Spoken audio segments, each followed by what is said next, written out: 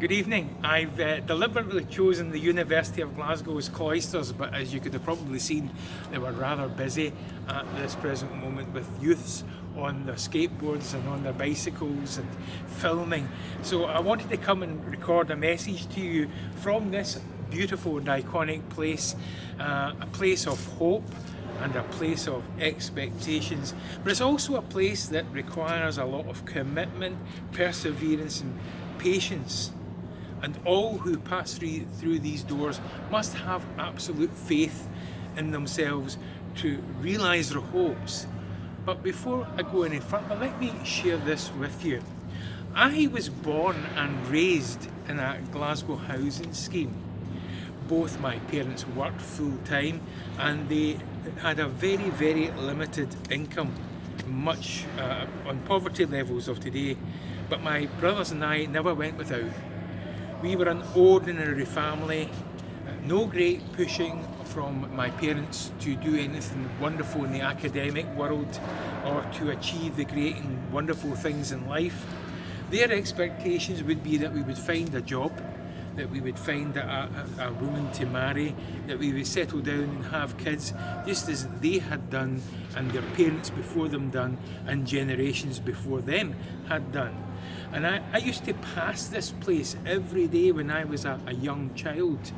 And in the teenage years, I would come and I would watch with envy those scholars who studied here within the fine confines of this courtyard. And I would stand in absolute admiration, and I admit envy, at those graduates with their academic hoods. And I would wonder where their achievements would take me. And I remember once as a child we visited the nearby Hunterian Museum, which is just across the road, with our primary school.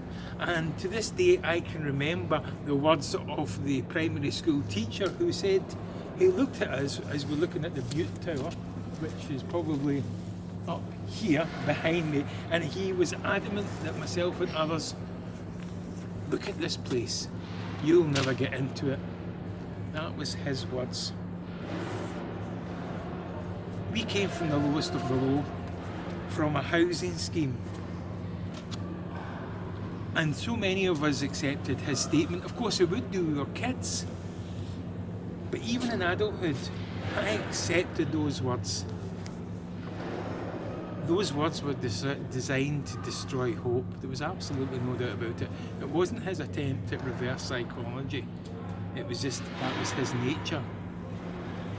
And as a result, I never excelled in subjects in school. Never at all. In terms of education, it was a postcode lottery for me. And I came from the wrong postcode, quite simply. I struggled with mathematics and science, and I still do to this day. I can't help either of my children with maths or science subjects. With English, I was fine with English. I got an O grade in English. But the problem is that I can never be succinct or to the point as such. I can never be concise. And there was a reason for that. It was only in 2009 that I found out that I was actually diagnosed with dyslexia.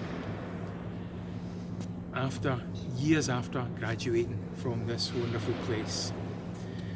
Virtually all of my childhood, my school report cards indicated that I either tried very, very hard or that I could try harder and focus harder. But no one ever noticed that I in fact struggled. And like so many others, I entered the job market. I wanted to become I really truly wanted to. My dream was to become an architect or an interior designer. But I found myself drifting away from my dreams and into a place that quite truthfully, a vocation that quite honestly I never thought I would be doing. But then again, a few life-changing moments in the 1980s brought about a 180-degree turn. And suddenly I found myself remembering my childhood and that primary 7 teacher who said, look at this place, for you'll never get into it. But here, in 1995, I enrolled in this very university as a mature student, and I entered into education in 1996, and I achieved that lifelong ambition of a university education, that lifelong ambition of graduating from the then Faculty of Divinity, wearing that academic hood and that robe that I so admired and envied others wearing. My childhood dream had actually come true. It had been fulfilled, but not in the subject that I'd hoped to study. And despite my background, despite my disability, my low self-esteem, which really does continue to this day, I never gave up hope. Never gave up hope. It was burning like a tiny flicker, always in the background, always in the background. Never extinguished, but it was always there. I just never let it out to shine for others to see. And I am firm in my view, absolutely adamant in my view, that we should never ever give up hope. In these difficult times, in a world that is broken in so many ways, but especially during these challenging times of this COVID pandemic, we need hope. Real hope. Hope makes a difference between making it or not. Many of our hopes and expectations of life can become frustrated. For some of us, our marriage or careers don't work, or we experience financial ruin, or for children at school, they don't get the academic results that they were hoping for, or tragedy or illness may hit. But there is something to be gained. There is something to be gained from that experience. As Paul said in his letter to the church at Rome, which you'll find on the church planner of which this sermon has been posted. Suffering produces perseverance. Perseverance, character, and character, hope. This kind of hope, Paul says, will never disappoint us, because it's not grounded in humans, but it's rather grounded in God. It's a hope that cannot be taken away. Is there a hope when a situation appears to be hopeless? A teacher tried to take that hope away from me back in the 70s, but he failed. The situation that brought me to this place was a result of a hopeless situation.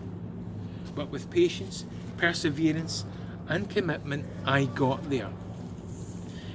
In the church, we have a habit that we celebrate hope at least twice a year. Throughout the year, we celebrate it, but twice a year we make a big thing about it, at Advent and at Easter. We live and we thrive in hope. And I often used to wonder why the church would go on about hope so much. And I guess I understand when I look around today at this world, this COVID world, as we're waiting to see if these 3 vaccines will work and if we can be released from these lockdown and restrictions on our life. And I guess I know that the reason for this, especially during this Advent 2020, of why I'm here today. This year has without doubt been the most challenging year. It's been the most challenging year that most of us have ever faced.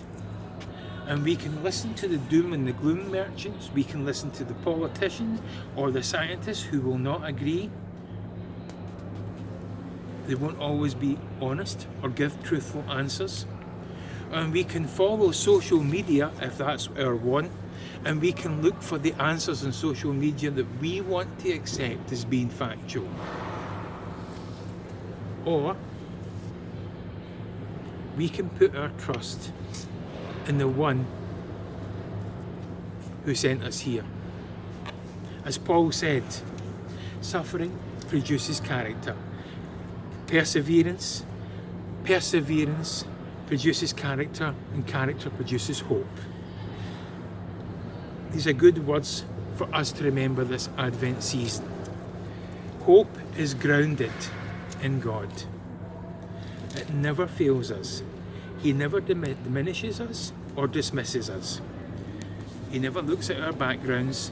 He doesn't look from where we come from, how much money we have. He doesn't expect us to play our part just on where we came from. God never gave up on us despite the circumstances. We must never give up on hope. And so, on this first Sunday of Advent, the season of waiting, of being alert to the world, the season of expectation and the season of hope. Keep the hope alive. Keep that hope alive. Never allow anyone to extinguish that hope in your life. That hope comes directly from the one that we will soon be celebrating this Christmas time. And so, on this first Sunday of Advent, may you find the peace of hope. And I suggest that you light a candle, which we would normally have in the church, the first of 4 candles for the Advent Sunday. May God be with you. And in the meantime, I'm off to explore my old alma mater. No bad for a Maryhill boy, is it? Bye.